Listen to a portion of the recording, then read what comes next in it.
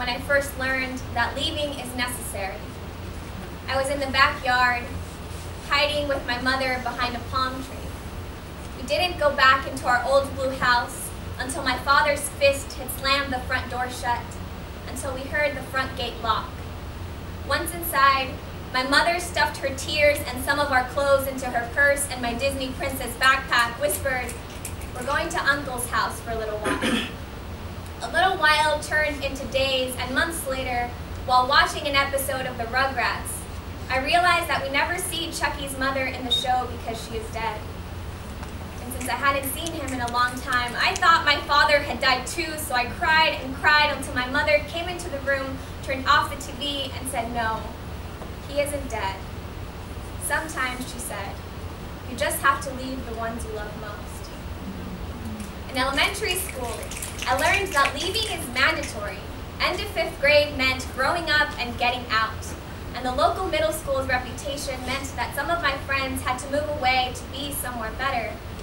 For high school, I left to a school with a magnet program a bus ride away, and by 12th grade, I learned that leaving is optional.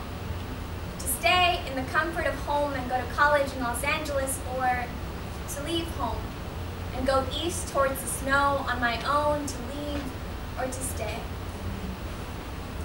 I packed my clothes into silent suitcases and left. On my way to the airport, I looked out the window and decided to count the number of palm trees between my house and the terminal. There were 107.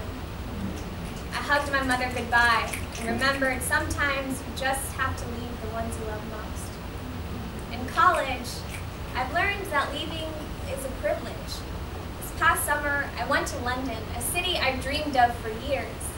I stood on the Millennium Bridge at sunset, looked down into the river, and for the first time, I felt the distance. The distance between me and my mother, my boyfriend, my hometown, the girl I was at 4, at 13, at 17. And I wondered, is Los Angeles the city of my mother's dreams? See, my family in Mexico has stepped on the same dirt for years, for decades. My grandmother always looked down at the ground she walked on, each step a reminder of where she belonged. She died in the old yellow house to refuse to leave, next to the man she said she could not leave despite the way his love often bruised her eyes and her wrists. Maybe it was in watching my grandmother stay despite it all that my mother decided to move to Los Angeles. Maybe it was there that she first learned that sometimes you have to leave the ones you love most. The sunset. I left Millennium Bridge, walked next to the river to the London Eye, and bought a postcard I would never send to Mexico. Now that I'm getting ready to graduate, I keep looking down at the ground I walk on, but I don't know where I belong, and I'm scared. Leaving always looks different. Leaving is always lonely. In about a month, I'll stuff my clothes into boxes and suitcases, take down the Polaroid pictures on my wall, throw away old anniversary roses, wave goodbye. I will leave the people I love most, people like you, again.